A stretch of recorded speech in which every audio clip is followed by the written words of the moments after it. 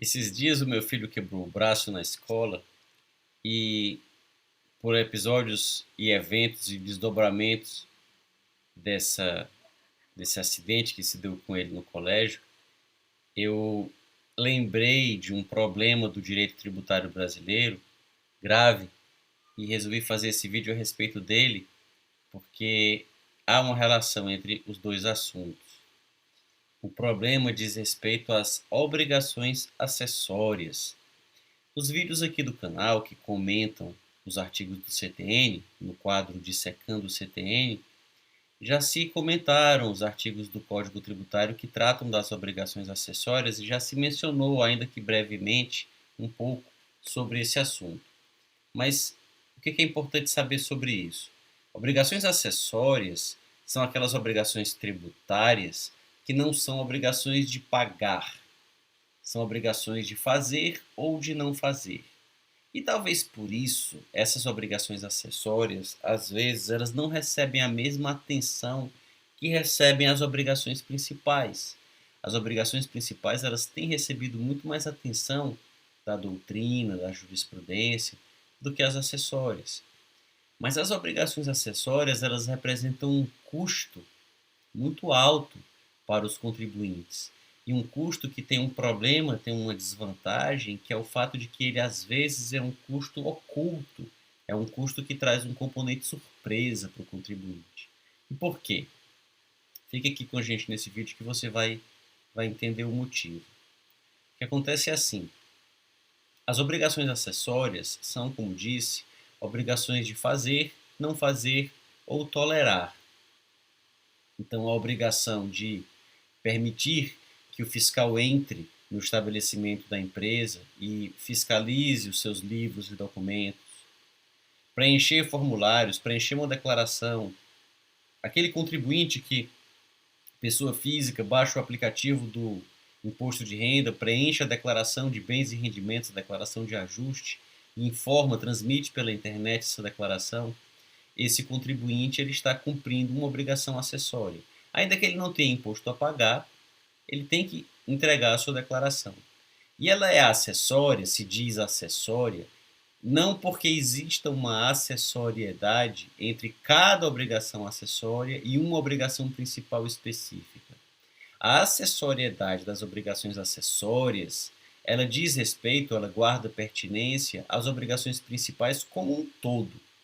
Quando, por exemplo, alguém declara bens e rendimentos, às vezes até mesmo sem ter imposto de renda a pagar, essa pessoa diz para quais médicos ela pagou consulta, para quais escolas ela pagou as mensalidades, para quem ela vendeu o carro, de quem ela comprou o carro, a casa. E com isso o fisco fiscaliza não só aquele contribuinte se pagou corretamente o seu imposto de renda, mas fiscaliza também todos os outros que com ele se relacionaram. Se o médico que ele consultou e pagou a consulta informou esse recebimento em sua declaração e assim por diante. Então essas são as obrigações acessórias. Como elas não envolvem uma obrigação de pagar, se coloca esse tipo de obrigação num segundo plano, como foi mencionado antes. O problema é que elas envolvem um custo, como disse, porque o contribuinte dedica tempo para cumprir essas obrigações acessórias. E não só um custo explícito, ainda que não tão visível, ou um custo previsível, ainda que não tão explícito, como é o caso do custo de fazer ou cumprir essas obrigações, ou pagar alguém para que faça. Então, ou a empresa tem que o próprio titular da empresa cumprir as obrigações acessórias, ou ele contrata um contador, ou um corpo de contadores, ou um departamento de contabilidade, dependendo do tamanho, para cumprir essas obrigações para ele. Mas não só existe esse custo, que é um custo que pode ser dimensionado, como existe um custo que ele é imprevisível e difícil ou impossível de ser dimensionado, que é o custo do erro. Quando, no cumprimento dessas obrigações acessórias, do preenchimento dessas declarações, do preenchimento dessas guias, o contribuinte comete algum equívoco, ainda que não haja falta de recolhimento de tributo, existe a imposição de multas. o descumprimento ou o incorreto cumprimento de uma obrigação acessória, ele seja a aplicação de uma multa, ou ele faz nascer uma obrigação principal relativamente à multa. Então, aquele contribuinte que acha que sua carga tributária será do montante de X e ainda terá um custo de Y para cumprir as obrigações acessórias, ele não prevê que eventualmente ele pode ter um custo de mais Z com multas por descumprimento dessas obrigações acessórias, mesmo que ele faça de tudo para cumpri-las e esteja na maior boa-fé. Então, essas obrigações representam um custo importante. E por que trazer isso aqui? Porque o Brasil, foi feito um estudo pelo Banco Mundial que calculou a quantidade de horas. Vai ser colocado aqui na descrição desse vídeo, vou colocar o link para esse estudo, para que você possa clicar no link e encontrar o estudo. E ver com seus próprios olhos e comparar o resultado do estudo. Porque esse estudo ele afere quantas horas o contribuinte de cada país estudado gasta cumprindo suas obrigações tributárias. Vejam, não é a quantidade de horas que o contribuinte precisa gastar para ganhar o dinheiro necessário a pagar os seus tributos. Às vezes a gente ouve falar, porque no Brasil a carga tributária é de quase 40% do PIB, então a pessoa tem que trabalhar um terço do ano, quase mais de um terço do ano para cumprir as suas obrigações tributárias no sentido de pagar os tributos, de arranjar o dinheiro necessário, gerar a riqueza necessária para sustentar o Estado. Não é nesse sentido que se diz que o Banco Mundial fez um estudo para aferir o tempo que se leva cumprindo as obrigações tributárias. Esse estudo do Banco Mundial é um estudo mais preciso e objetivo que afere o tempo necessário para cumprir essas obrigações acessórias. O tempo que o brasileiro gasta preenchendo formulários, guias, declarações, no cumprimento de suas obrigações junto ao fisco. Toda a burocracia, sem colocar em discussão o tanto de tributo que se paga. Não importa o tanto de tributo que se paga. Mas para pagar esses tributos, quantas guias, formulários, declarações precisam ser preenchidos e quanto tempo se gasta com isso. Então, o tempo necessário para estar em dia com o fisco no que tange a burocracia. O Brasil é o primeiro lugar no mundo. De todos os países que foram estudados pelo Banco Mundial, o Brasil, de longe, é o primeiro lugar. Em 2016, que foi o primeiro período estudado, o Brasil exigia do contribuinte brasileiro 2.600 horas por ano para que se cumprissem todas as suas obrigações. Em segundo lugar, com um pouco mais de 1.000 horas, vinha a Bolívia. E em todas as outras colocações, da terceira em diante para baixo, números nas 3 casas decimais. Então, 900, 800, a sua maioria entre 200 e 100 horas por ano os países exigem dos seus contribuintes. E não são paraísos fiscais apenas. Paraísos fiscais ficam na casa das poucas dezenas ou até mesmo dúzias, ou até mesmo menos de 10 horas por ano, se forem paraísos fiscais. No caso desses que comparo com o Brasil, não são paraísos fiscais, me refiro à Itália, Alemanha, Holanda, Espanha, Portugal, Inglaterra, Estados Unidos, Argentina, países que não necessariamente são de primeiro mundo, como é o caso da Argentina, do México, não necessariamente são países europeus, como é o caso da Argentina, do México, países da África, vários países do mundo inteiro, não importa se são mais ou menos desenvolvidos, não importa o continente ou a cultura que os tenha formado, que prevaleça neles, todos estão na casa dos 200, ou das 200, 300, cento e poucas horas anuais para o cumprimento das suas obrigações acessórias. E no Brasil, há magnífica, esplendorosa e astronômica cifra de 2.600 horas, que representa, como disse, um custo invisível para as empresas e que se torna ainda mais imprevisível quando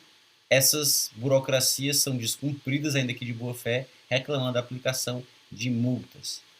E o que se deve fazer para remediar isso é racionalizar essas burocracias, racionalizar essas necessidades de preenchimento de declarações, fazer com que a informática e a tecnologia trabalhem também em favor do contribuinte, facilitando o seu trabalho. O fisco brasileiro começa um tímido trabalho nesse sentido, tanto que o mesmo estudo do Banco Mundial mostra, nos anos seguintes, uma sutil redução na quantidade de horas, mas ainda coloca o Brasil em primeiro lugar no mundo nessa burocracia. E isso tudo pode ser feito para reduzir o custo de se produzir no Brasil com proveito para toda a sociedade, inclusive para a própria administração pública, que também sofre com esse excesso de burocracia. E aí vocês podem perguntar, tá, e o que isso tem a ver com a história que você contou lá no começo do vídeo do seu filho que quebrou o braço na escola? Eu disse que tudo isso me veio à mente, esse estudo já tem algum tempo, eu estudei esse assunto já faz algum tempo, no momento eu me ocupava de outros assuntos, quando tem o evento que sucedeu ao acidente com meu filho na escola, que quebrou o braço, e me remeteu a esses assuntos de novo. O que uma coisa tem a ver com a outra? A relação é a seguinte, é porque a culpa desse excesso de horas que o contribuinte brasileiro dedica ao cumprimento de suas burocracias e formalidades com o fisco, junto ao fisco, a culpa não é propriamente da administração pública, dos seus integrantes, que ficam horas e horas trancados em seus gabinetes, confabulando maneiras de perseguir os contribuintes e dar a eles um trabalho desnecessário. É claro que isso não existe. Em uma democracia, as pessoas têm o governo que merecem. E muitas vezes os nossos governantes e os integrantes da administração pública, eles são só um reflexo e uma amostra da sociedade que os gerou, que os nomeou, de onde saíram as pessoas que fizeram o concurso, que foram eleitas, enfim. Não existe uma pílula que as pessoas tomam quando vão para o outro lado do balcão que as demoniza e tampouco que as santifique. São pessoas como quaisquer outras e é por isso que o direito deve regular a conduta delas como regula de quaisquer outras pessoas. Mas o que tem a ver com a questão da burocracia? É porque talvez esse espírito de amor à burocracia desnecessária, a repetição de trabalhos, a duplicidade, a triplicar, quadruplicar trabalhos desnecessários, isso seja algo íncito à cultura do brasileiro, em geral, e não só da administração tributária brasileira. E aí é nesse ponto que entra a questão do braço do meu filho no colégio. E aí a gente pode recorrer a outros exemplos. A gente chega num hotel, vai fazer o check-in em um hotel e o atendente pergunta, é a primeira vez do senhor aqui? Se não for, talvez o cadastro já esteja gravado no sistema, porque esse trabalho já foi tido uma vez. É possível que a pessoa não tenha que preencher tudo de novo. É possível que tenha, que o recepcionista nem pergunte, já vá logo entregando um formulário para o sujeito preencher, sem nem perguntar se ele já se hospedou antes ou não. Aqueles que se preocupam um pouco mais com o conforto do paciente ou do hóspede, eles talvez tenham o cuidado de fazer esse registro e de não pedir uma segunda vez. Mas o fato é que, se for a primeira vez, sem dúvida, a pessoa vai ter que dizer uma série de informações, preencher um longo formulário com informações que seguramente são totalmente desnecessárias para o hotel. Às vezes a diária está paga de forma adiantada, a pessoa precisa dizer só o nome e a identidade, ou nem precisa preencher, porque às vezes o recepcionista pede os documentos do hóspede e tira uma xerocópia. E mesmo assim, o hóspede tem que preencher esse formulário escrevendo o nome, o CPF e o RG, que estão no documento que o recepcionista copiou. E dizer de onde vem, para onde vai, qual foi o meio de transporte, se foi de trem, de avião, de navio, que diferença isso faz para o hotel. Mas é trabalho que o sujeito tem preenchendo aquela guia que depois certamente o recepcionista vai jogar no lixo e não vai servir para nada, só para dar esse trabalho excessivo. E foi o que aconteceu no caso da quebra do braço. É quando às vezes as pessoas cumprem rituais e formalidades sem parar para pensar no para que aquilo serve. Quando elas pensam no para que aquilo serve, elas podem racionalmente decidir que algumas das coisas não precisam ser feitas, são desnecessárias naquelas circunstâncias. Isso, se fosse lembrado pelas pessoas, diminuiria muito a burocracia. E o que tem a ver com a história do braço? Já deve estar o que me assiste impaciente, porque não consegue ver nenhuma relação de uma coisa com a outra. A relação é a seguinte: o meu filho quebrou o braço na escola, eu estava no escritório trabalhando, quando recebo a ligação da coordenação da escola, dizendo, olha, o senhor fulano, pai do aluno Beltrano, sim, é porque o seu filho se acidentou aqui jogando futebol na hora do recreio e ele quebrou o braço, ele fraturou o braço e é necessário que o senhor venha à escola levá-lo com urgência para o pronto-socorro para que seja feita alguma coisa porque ele quebrou o braço. Ele está sentindo muita dor, está aqui na enfermaria, a gente já deu os primeiros socorros, mas o senhor tem que levar para o hospital porque ele realmente fraturou o braço. E eu disse, tudo bem. Eu fui até a escola, peguei meu filho, levei ao hospital. Realmente ele tinha fraturado de maneira importante o punho, caindo na quadra de cimento da escola jogando futebol. E teve que se submeter a uma pequena cirurgia para colocar o osso de volta no lugar, colocar uns metais no braço que poderiam deixar o braço no lugar correto, o osso no lugar correto até que ocorresse a calcificação, porque a fratura foi importante mesmo no punho dele. E teve que ser anestesiado para que o braço fosse colocado no lugar e sedado e dormiu e enfim, ele só voltou para casa no final da noite. Isso foi pela manhã, ele só voltou para casa no final da noite, com o braço engessado, imobilizado, com metais colocados dentro do braço dele para que ele pudesse ter o braço calcificado corretamente, o osso. O coordenador me liga perguntando se estava tudo bem, eu expliquei da cirurgia, expliquei de tudo, disse a coordenador que ele não poderia ir à aula no dia seguinte, mas a partir da segunda-feira subsequente, da semana subsequente, ele iria. E o coordenador então disse que não tinha problema, estava tudo certo, estavam todos torcendo por ele, tinham presenciado o acidente, tinham ido com ele até a enfermaria e tal. Ok, assim se passou. Algum tempo depois, o meu filho percebe, constata que havia uma prova que deveria ter sido feita naquele dia. No dia em que ele quebrou o braço, havia uma avaliação que seria feita pelos alunos logo em seguida. E ele não fez a avaliação porque quebrou o braço, foi levado à enfermaria, o coordenador me telefonou e pediu que eu fosse levá-lo ao hospital para que ele pudesse ser atendido. E assim foi feito. Então ele foi falar com a coordenação, pedir para fazer uma prova de segunda chamada. E o coordenador disse, claro, você pode fazer a segunda chamada, não tem problema, mas você tem que trazer um atestado que diga por que você não fez a prova naquele dia. E aí ele argumentou, mas, professor fulano, o senhor lembra? Esse dia da prova foi o dia em que eu quebrei o braço. E ele disse isso com o braço enfaixado, olhando para o coordenador, na tipóia. Essa prova, professor, foi no dia que eu quebrei o braço e o senhor ligou para o meu pai para dizer que eu estava com o braço quebrado. A escola sabe que eu quebrei o braço nesse dia. Não, mas ainda assim é preciso trazer o atestado.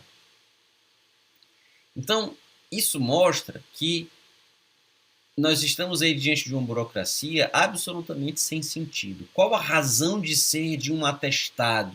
O nome está dizendo atestar, comprovar, certificar, declarar, atestar que o fato no atestado descrito ocorreu. Um atestado que diga que o fulano de tal quebrou o braço no dia tal serve de prova de que esse fato ocorreu. Um atestado que diga que alguém está com dengue no dia tal serve de prova de que esse fato ocorreu. Pois, para que provar para a escola que ele quebrou o braço, se ele quebrou o braço na escola e foi a escola que ligou para o pai levá-lo ao hospital, no qual o tal atestado foi feito? Então, é provar o fato para quem dele já tem pleno conhecimento. É provar o fato para quem dele já tem pleno conhecimento. É uma prova totalmente desnecessária, é uma perda de tempo de ir até o médico, pedir que ele confeccione o atestado, ele então passa alguns minutos da sua vida redigindo no computador o atestado, imprime, assina, e aí então o aluno em mãos, com o atestado em mãos, leva até a escola, entrega ao coordenador, o coordenador então agora satisfeito porque está provado que houve a fratura no braço naquele dia, coloca aquilo no arquivo do aluno. O médico perde tempo, o aluno perde tempo, o coordenador perde tempo, o pai do aluno perde mais tempo ainda levando o aluno até o hospital para pegar o atestado que não foi dado da primeira vez. Tudo isso para quê? Para se provar algo que todos não colocam, ninguém coloca em dúvida, ninguém coloca em dúvida isso. É a cultura de ter que autenticar um documento, autenticar uma cópia, que ninguém está dizendo que é falsa, mas na dúvida, né? Vamos atestar porque vai que ela é falsa. É a presunção da fraude, é a presunção da má-fé, é a presunção da desonestidade que contraria o princípio da presunção de inocência previsto na Constituição e o princípio geral de boa-fé, que é um princípio geral de direito. No caso, é até pior, porque exigir que as pessoas provem as coisas que elas dizem, mesmo quando não são colocadas em dúvida, é apenas uma burocracia que põe em xeque o princípio da presunção de inocência e da presunção de boa-fé. Talvez o melhor fosse acreditar nas pessoas e, se elas estivessem mentindo, puni-las exemplarmente, em vez de exigir mil e uma burocracias para evitar a mentira, mas diante de uma mentira ainda assim não se fazer nada. Mas no caso da prova é pior, no caso do braço quebrado, porque não havia dúvida nenhuma, o próprio coordenador sabia antes de mim que ele havia quebrado o braço naquele dia, antes do médico que deu o atestado. Então, é um caso em que é pior do que apenas colocar a presunção de má-fé e de comportamentos indevidos num primeiro plano, é algo mesmo e absolutamente injustificável. Mas esse tipo de comportamento está presente nas mais variadas esferas das mais variadas organizações públicas ou privadas. E são elas que nos levam às 2.600 horas que, tristemente, colocam o Brasil no primeiro lugar da burocracia. Você concorda com isso? Você acha que faz parte da nossa cultura esse amor à burocracia? Ou você acha que está certo, que o colégio tinha mais era que exigir o atestado mesmo, por alguma razão que não está me ocorrendo?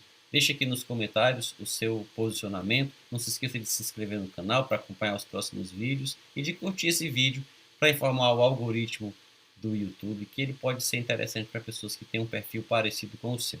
Até um próximo vídeo.